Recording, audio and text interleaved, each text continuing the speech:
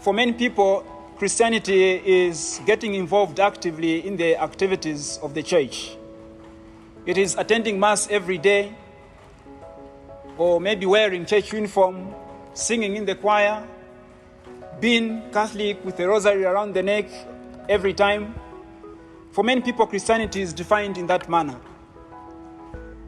But Christianity can be defined more than just what we have talked about.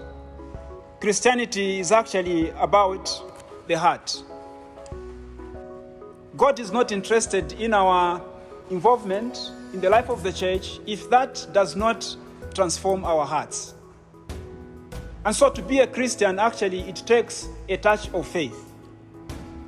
Many people come to church, yet very few get transformed or get converted by what is offered in the church.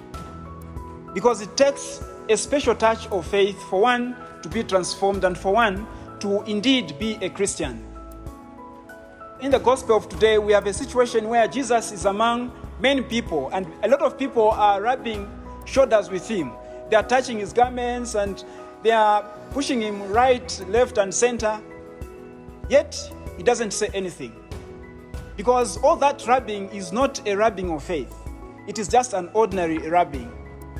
But when there is a touch of faith, Jesus immediately turns and asks the question, "Who touched me?" In fact, maybe the disciples even think he's out of his mind. How does he say, "Who touched me?" when there are all these people around and everybody is, "Hey, Jesus, hey, Jesus." And yet he says, "Who touched me?" This is a ridiculous question. But no, Jesus knows what has happened at that particular point.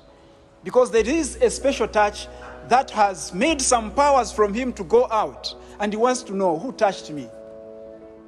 So for one to be a Christian indeed, it has to take a touch of faith. And it is because of that touch of faith that this woman that has been sick for many years, that she gets healed from her disease. That touch of faith. All these people that are rubbing shoulders or that are pulling Jesus here and there, yes, they are with Jesus, but their involvement in the activities around Jesus is not yet converting them, is not yet transforming them, because their work is just ordinary. It is like those people that come into the church or that come to church, get involved in this and that, yet their involvement does not transform them in any way. They are not different from those that Jesus doesn't even pay attention to.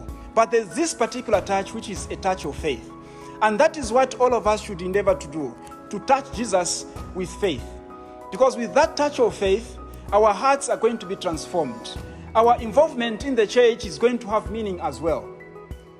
Look at what happens at the house of Jairus, this official of the synagogue.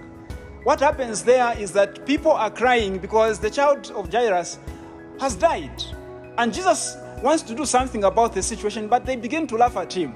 But this man, the child is already dead.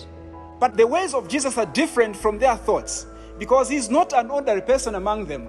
Jesus is extraordinary, and his presence is as well extraordinary.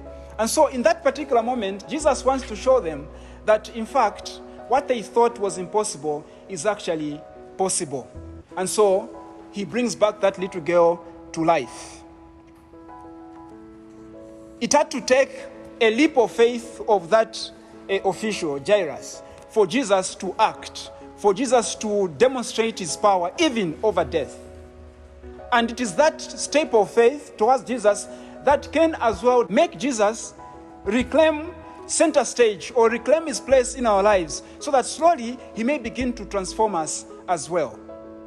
So from today's gospel especially, we learn two things: the touch of faith, but also the leap of faith, the step of faith towards Jesus by that official Jairus. Amen.